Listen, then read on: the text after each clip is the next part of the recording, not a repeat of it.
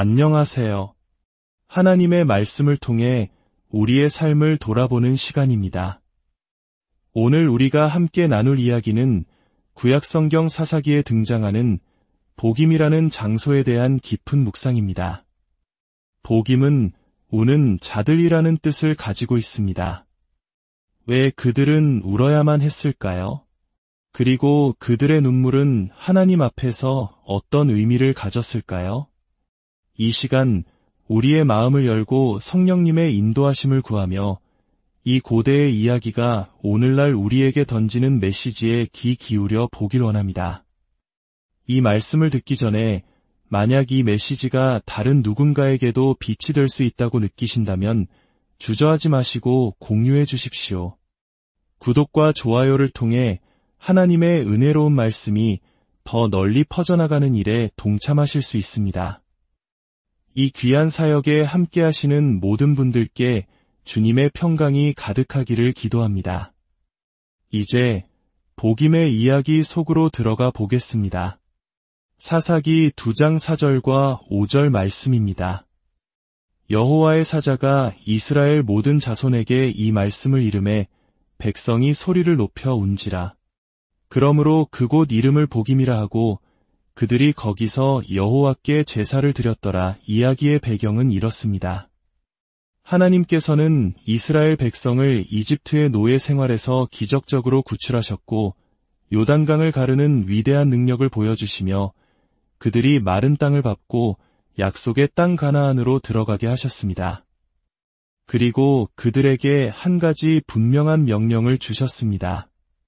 그것은 바로 가나안 땅의 원주민들을 완전히 몰아내라는 것이었습니다. 이 명령은 오늘날 우리의 시각으로 볼 때 다소 가혹하게 느껴질 수 있습니다. 하지만 우리는 그 당시의 시대적, 영적 배경을 이해해야 합니다.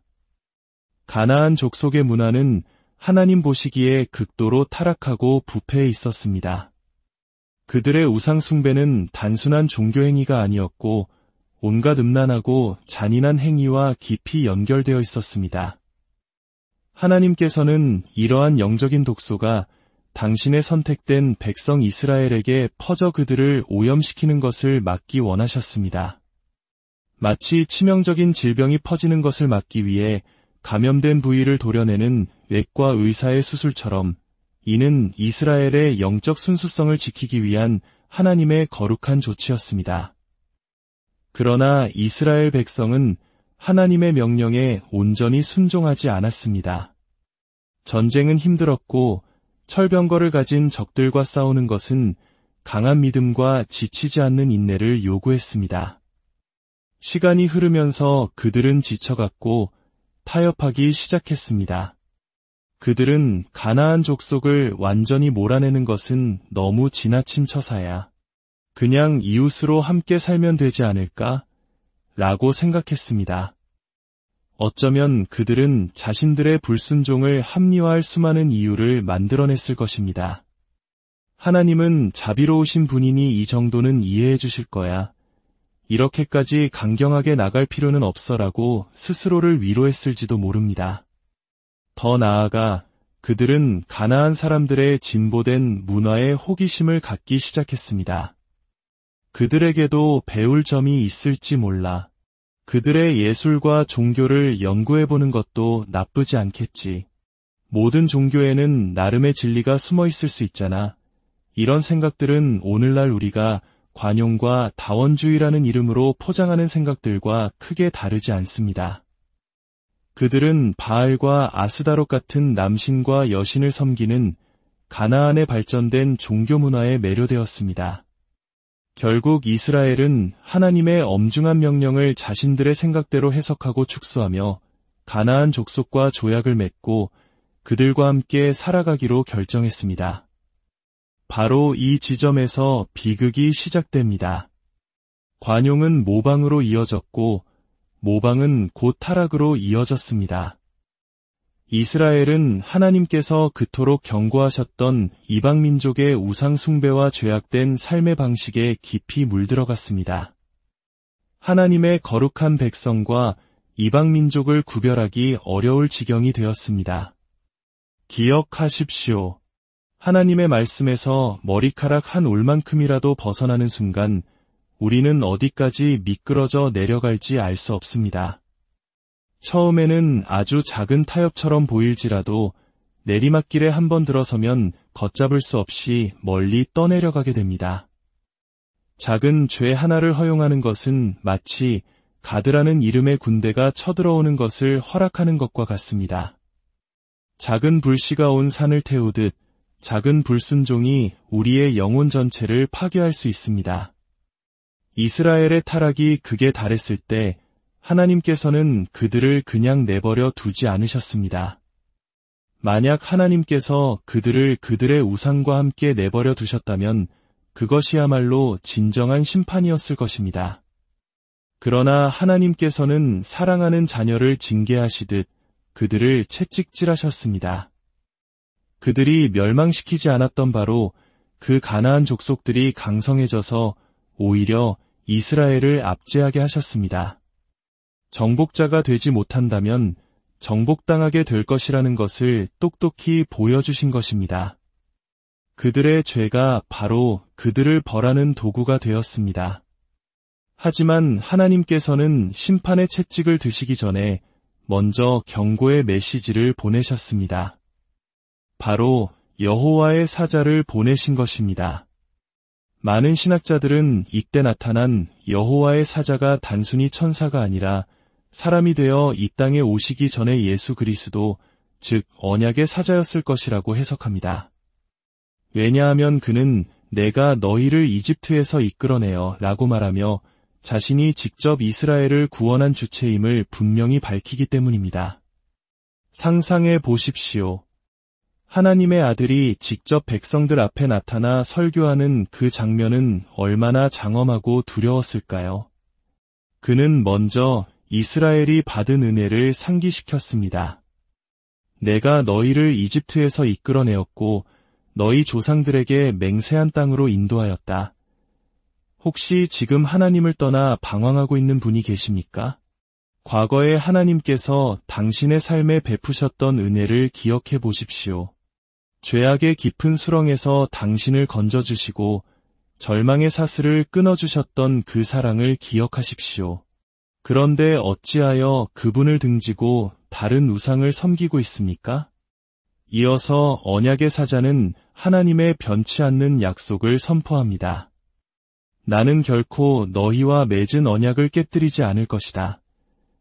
하나님은 당신을 향한 영원한 사랑의 약속을 결코 저버리지 않으십니다.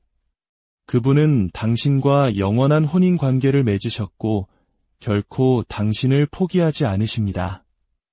이토록 신실하신 하나님 앞에서 우리의 마음은 어떠해야 합니까? 그리고 마침내 그는 백성들의 죄를 정면으로 지적합니다. 너희는 이 땅의 주민과 언약을 맺지 말고 그들의 제단을 헐라고 하였거늘 너희가 내 목소리를 듣지 아니하였으니 어찌하여 그리하였느냐. 그는 백성들의 잘못을 정확히 짚어내며 그 이유를 추궁합니다.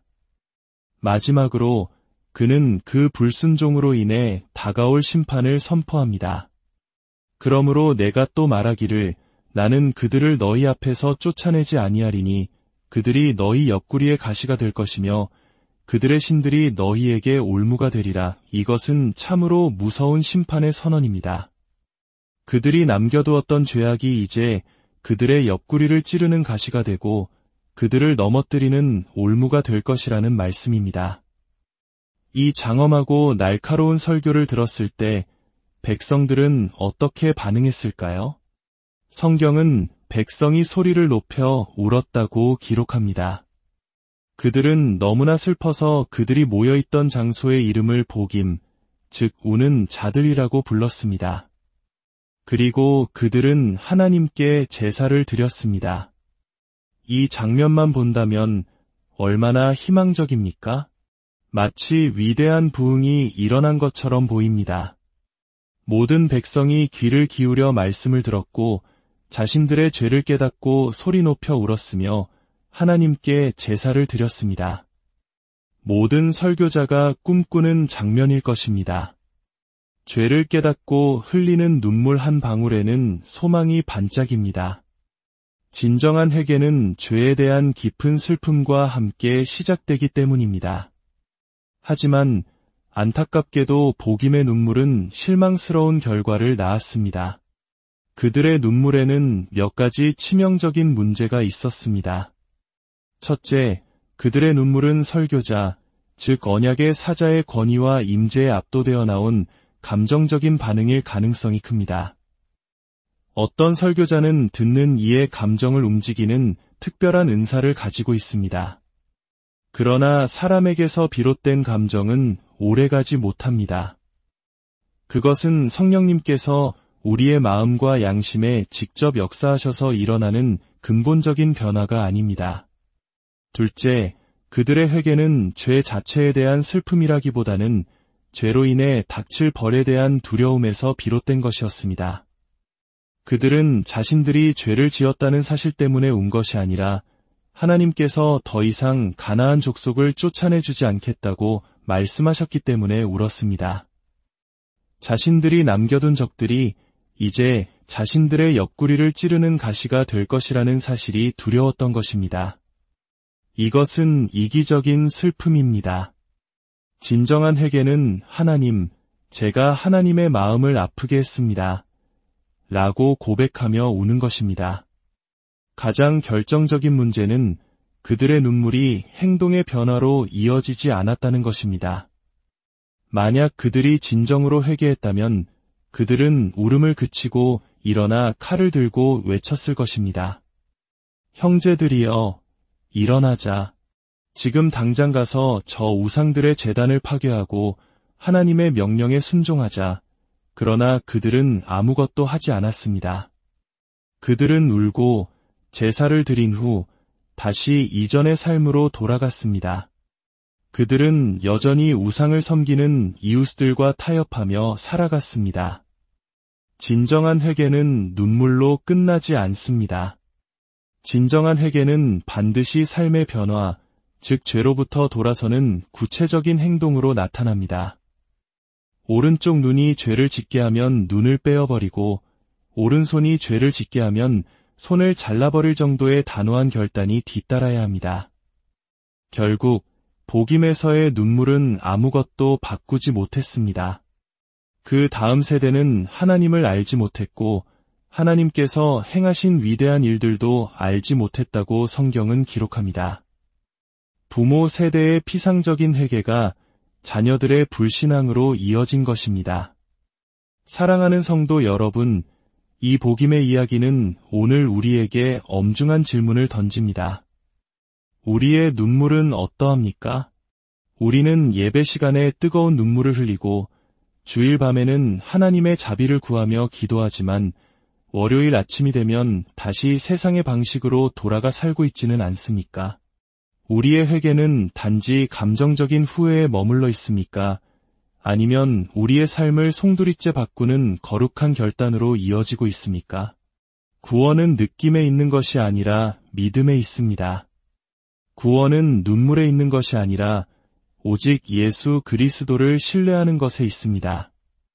예언자는 너희 옷을 찢지 말고 마음을 찢으라고 외쳤습니다.